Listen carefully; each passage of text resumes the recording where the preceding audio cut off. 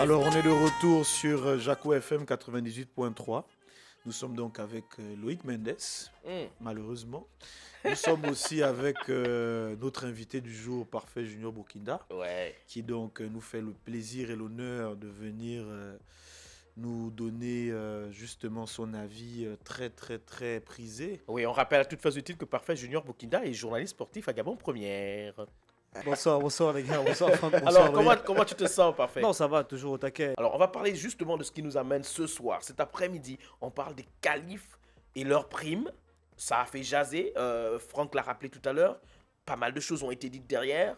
Moi, j'ai personnellement eu le manager général avec qui j'ai discuté de la question.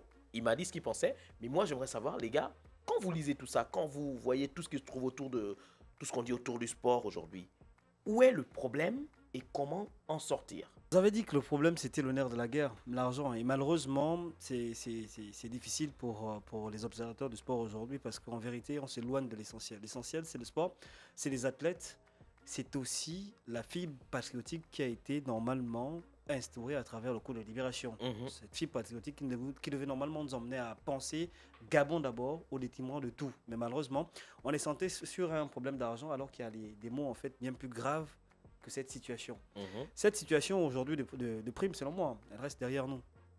Pourquoi? Parce qu'on a assisté à cette bagarre sur le plan médiatique. On a vu comment personnellement les gens ont été attaqués, les gens ont été, j'ai envie de dire, on a indexé beaucoup de personnes, communication contre communication.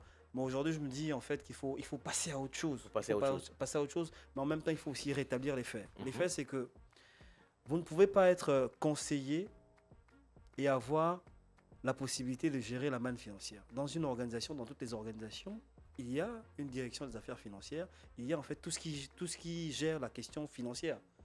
Un chef de service ou un responsable de département n'a pas le loisir de venir piocher en fait sur la manne financière. On a parlé de ce débat, mais on a oublié ça en fait. D'accord. Paul Kessani avait-il la possibilité de venir soustraire de l'argent dans ce qui avait été proposé par rapport aux primes? C'est la question. Alors qu'en vérité, il est conseiller. Voilà. Il y a forcément une direction. Et c'est surtout que ces primes ont été données à la discrétion du président de la République. C'est lui qui a décidé. Alors, parfait. Et puis merci. Bon, voilà. Merci. La question qu'il faut se poser aujourd'hui, c'est bien que tu puisses parler en réalité du cadre. Parce que tu es en train de parler du cadre, l'encadrement de cette prime. Alors, aujourd'hui, ce n'est pas une prime. Ce que l'on sait, ce qui est sûr, c'est qu'aucun statut, aucun texte n'établit le fait que les Panthères du Gabon, que ce soit en termes de football ou autres disciplines en réalité, effectivement, ont de plein droit, excusez-moi la tautologie. Non, vas-y, tu es barcelonais. Merci.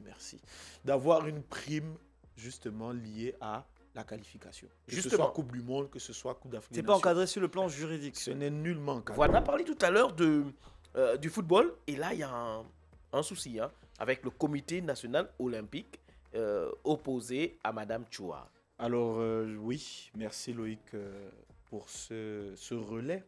Alors, le comité national olympique gabonais, effectivement, s'expose, pour ne pas dire est exposé aujourd'hui à une situation assez incongrue.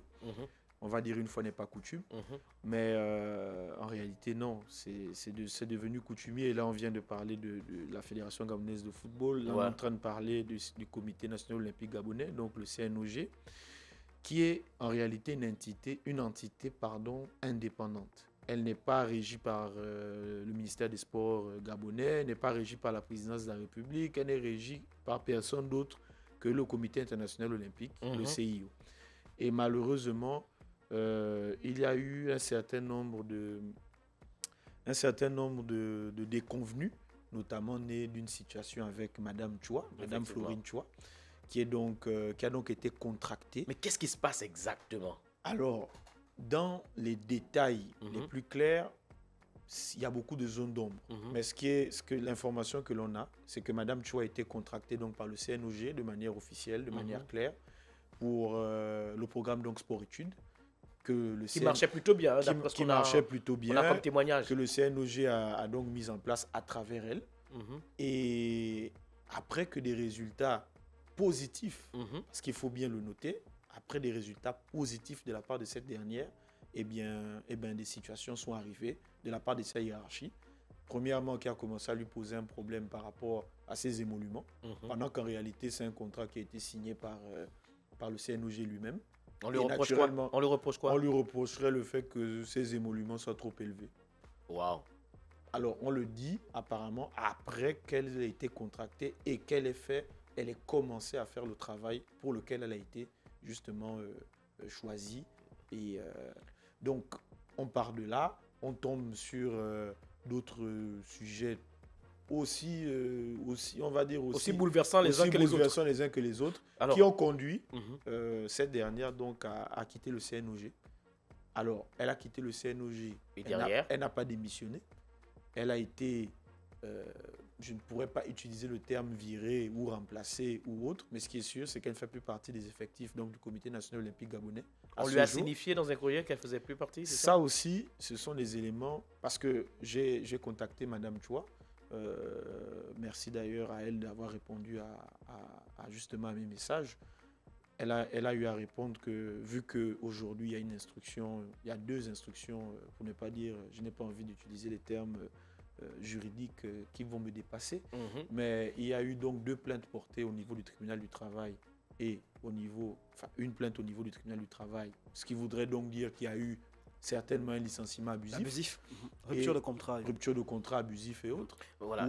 Et il y a aussi eu au niveau donc, une plainte au niveau du pénal. Alors cette semaine, nous avons semaine. donc eu le FC Barcelone qui a donc pu recevoir l'Olympiakos dans le stade de Montjuic, puisque jusqu'à maintenant le camp n'est toujours pas disponible, mais sera disponible dans quelques semaines. Alors, il y a eu une victoire donc 6-1 avec une nouvelle fois une Enfin. Vous avez enfin gagné. C'est la dernière fois qu'on t'invite.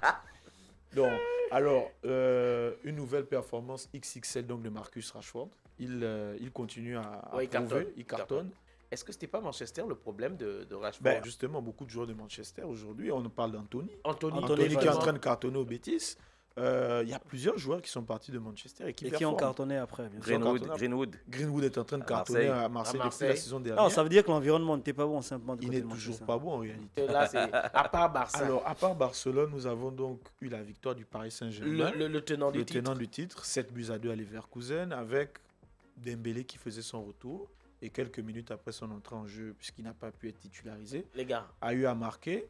Il y a aussi eu une très bonne performance, une fois de plus, de Désiré Doué. Alors, pronostic, directement, pronostic. Ouais, moi je vois, si c'est pas un parce que c'est souvent des matchs très prolifiques, si c'est pas un 2-2, je vois le Barça gagner 1-0 ou 2.